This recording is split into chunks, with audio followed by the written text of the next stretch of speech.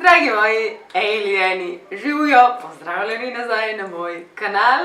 Ta video jaz lahko skorda dam roko v ogenj, da bo verjetno ne najbolj zabavnih, poučnih, ne vem zakaj, definitivno kinki je zgodovinska dejstva. Jaz osebno si ne bi mislila, da se je vse to dogajalo, niti približen, niti bliz ne bi bila idejam, ki so jih imeli. Ker je dejstvo ful, po moje več kot 15, gremo čim prej v video, koliko jih je. Imamo jih 21, gremo hitro v video. Začnemo z enim, da kuj dojamete, kako bo ta video kul in sicer v antični Grčiji. Vsi se sprašujemo, kako gledamo Davida, kako gledamo Michelangelove kipe, zakaj so luleki majhni, ampak tako res majhni. Imamo zelo velik razlog za tem in razlog ni to, da so moški kiparji imeli majhne in so hoteli, da se drugi moški v redu počutijo glede tega. Ne. Razlog je v tem, da je velik penis v antični Grčiji predstavljal neumnega moškega. Zakaj? Zato, ker še danes včasih to velja, ker pač kri je samo v eni glavi naenkrat. Če je bil odspod velik in je mogla kri iti dol in je šla vsa energija iz glave tja, ko je karkoli ta penis mogel izvesti, je bil pač moški od zgoraj neumen. Tudi bog plodnosti takrat je veljal za idiota, ker je bil ves čas prikazan strdmu in pokončenmu, velikim bovnarjem in zaradi tega je veljal za glupga in basically to takrat ni bilo zaželeno. Na drugi točki imamo Mary Shelley. Mary Shelley je avtorica zelo glasnega Frankensteina. Ja, očitno Mary Shelley je bila taka mečkan poredna punca, ker se je odločila, da bo spala s svojim možem, vemo kaj mislim s tem, obviously, na pokopališču, kjer je bila pokopana njena mama. Torej, tja je ogroman zahajala sama in bo enkrat rekla, dragi moj, pejte mano, kar tako, nič tacga. In pol, they did it, so. Tretjič, med Prvo svetovno vojno so bile spolno prenosljive bolezni zelo značilne in zelo pogoste. In fun fact pri temu je, da so marsikateri vojaki več kot si želeli spolno prenosljivo bolezni in so jo poskušali na vsak način dobiti. Kako le? Zato, da bojo lahko časno odpuščeni iz vojske. Ni zanimivo? Za njih je to časno odpuščeni iz vojske. O, bogi, reveč spolne prenosljive bolezni imaš. Itak, sej se zgodi, ne, sam če bi takrat to še ženski zgodilo, moja kamenjana ne odpuščena iz vojske. Na 4. mestu imamo našega dragega Mozarta, ki je spesno eno pesem, ki ni bila slih mišljena za najbolj obče ljudstvo in čisto vsacga, ampak bolj za pijančevanje pa za njegove kolege, ampak dobesedno se prevede v Lick me in the arse. Tako da poliš me po riti. 5. točka, Bog na zemlji in egipčanski kralj Tutankamon je bil pokopan z bovnarjem, torej ni mi čisto jasno, ko je to možno. A sem to že enkrat slišala nekaj, da je možno, da ga po smrti spravijo gor in pol. V glavnem, hoteli so nekaj simbolizirati s tem in so se odločili, dajmo to narediti, s tem bomo nekaj pokazali, poj, ki ga bojo izkopali. I don't know. 6. Prvi dildoti so obstajali dolg časa nazaj. Ne dolg v smislu 200 let, ampak dolg v smislu 28,000 let nazaj. In narejeni so bili iz kamna, boga ženske, koliko je moglo biti to mrzlo. Pa kasneje so jih pa začeli delati tako, da so bili oblečeni v usne, naprimer, da so bili bolj mehki podobni. Mehki, nočemo mehki. Saj smo res naivni, da mislimo, tega pa oni že niso uporabljali, kdo bi se to spomnil? Ja, kdo se je čist simpel. 1+1, mislim. Na 7. točki imamo spet naše Rimljane in v njih že vemo to dejstvo, da se niso radi kopali, predvsem so radi se dišavali in mazilili in z oljimi raznimi vplivali in to pol dol postrgali, naprimer. Ampak za aristokratske ženske tega časa, za Rimljanke, ki so bile na položaju ali pa bogate, je bilo značilno za njih, da so bile zacopane ali pa zagledane v gladiatorje. Tistka exciting, verjetno bo umrl, ampak dajmo se zacopati, to ženske počnemo dobesedno odkar pomnemo. Za te ženske je bilo značilno, da ko je prišel gladiator iz boja, ko je bil najbolj prešvican in najbolj umazan, so ga mazile in potem to dol postrgale in to uporabljale kot afrodizijak. A slišite, kak mi krul? I mean, ne da sem navdušena nad idejo, ampak what? Na 8. točki legendarna in sicer govori o Hitlerju, to mi je ful všeč, da lahko tako, mislim, nemška igralka Renate Müller, ne vem, ko se to točno izgovori, je očitno prišla z njim v stik, ne vem, ali jo je na nek način plačal, ali ne vem kaj, v glavnem je trdila, da je za njegovo spolno poželenje bilo potrebno, da ga je brcala in poniževala.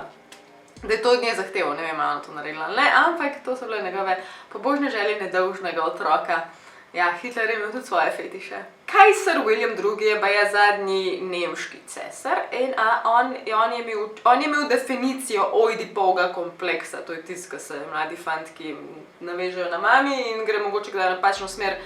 Ja, ok, whatever. Glavno, on je imel to res next level, ker je kot otrok sanjaril v njej in pisal o tem in govoril to potem njej, torej kako je sanjal o tem, da jo poljublja in še vse ostalo. Tako da, ja, ona pa je ni bila navdušena nad idejo, hvala Bogu, če ne vem, kam bi to šlo, v kakšne inceste, ampak ja.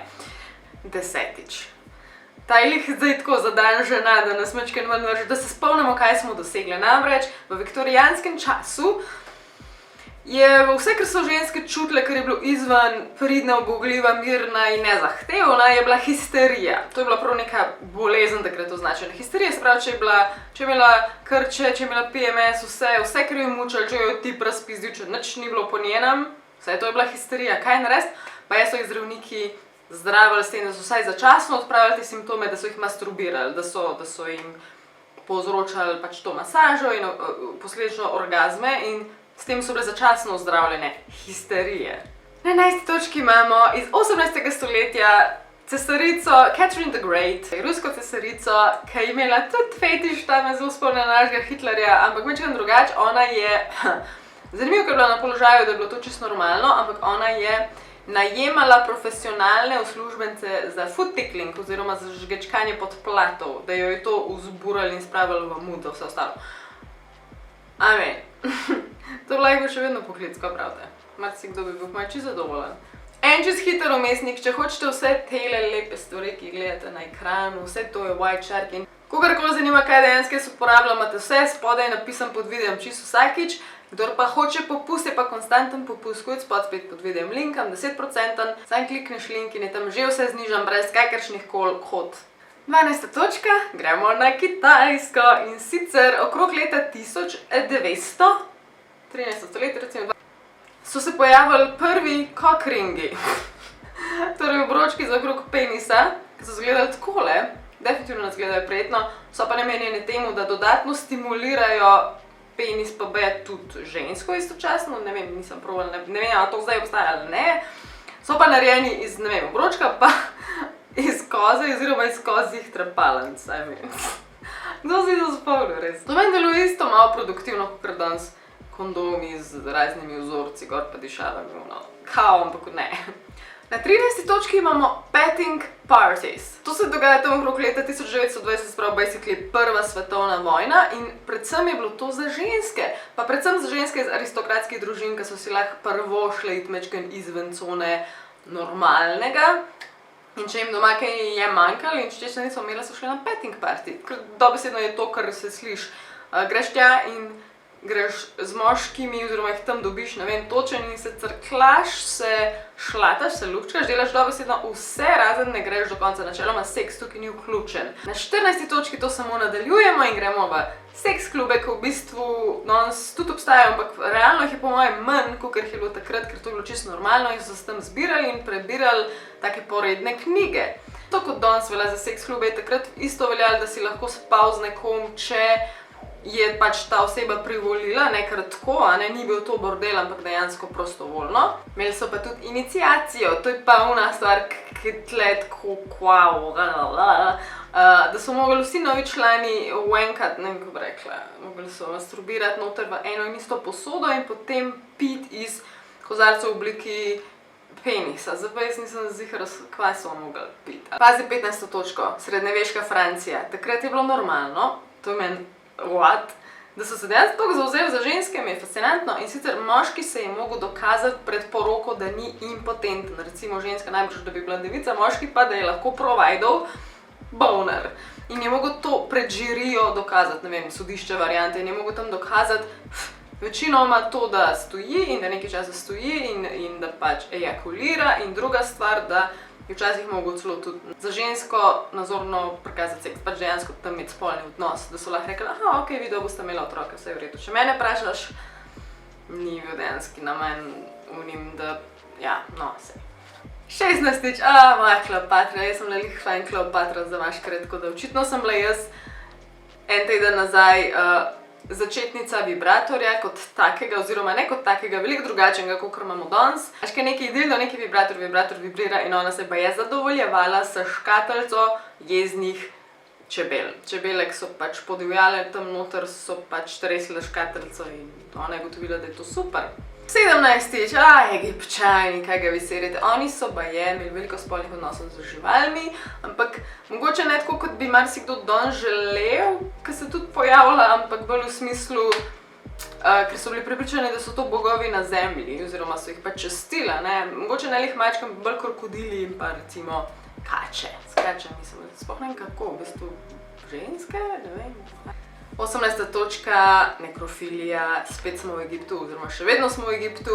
Baje so to prvi zametki nekrofilije, ko so nekoga ebalmirati mogli, oziroma spremeniti v mumijo. So imeli že mrtva trupla tam in kdorkoli je bil dejansko tisti, ki ebalmiral, so velikrat to izkoristili in so spolno obščevali s temi že mrtvimi pokojnimi. 19. točka, še vedno se vrtimo okrog odnosov takih in drugačnih z živalmi, ne vem, tega se je veliko dogajalo. Jaz mislim, da po vsem tega slišanem smo mi danes še v redu, ali kaj, mislim. Nam antični Rim, gladiatorji, bilo je normalno, poleg vseh bitk tam noter, ne samo, da so se med sabo bojevali, ampak tudi, da so gledali in občudovali, kako živali posiljujejo tam gladiatorji oziroma ljudi noter v ringu. Zelo pogosto so bili to biki. Se pravi, bik človeka. Na 20. točki najbolj hilarija stvar, kar sem jih kdaj slišala, sem mogla pustiti za na konec. Za vse moške, ki danes govorite, da mora biti ženska pobrita, pa tako gor pa naprej pa dol. Takrat je bilo to majčkeno drugače in sicer prostitutke v 15. stoletju, torej zaželjen objekt v 15. stoletju, so pač želele biti košate, ampak takrat so razsajale uši in je bilo težko biti košat in istočasno negovan, tako da so mogle se pobriti, da se znebiš uši predvsem. In kaj pol, ojoj, nimam dlaka, pa zdaj, kaj imam bedno zgleda, enač, lasulje so obstajale, lasulje so si kupile, lasulje so mogla imeti, da je izgledala spet dobro in košato. Bavi, kva? In dragi moji, to je to za ta video, meni tako je najbolj zabavnih ever in ko me čakam, da ga objavim.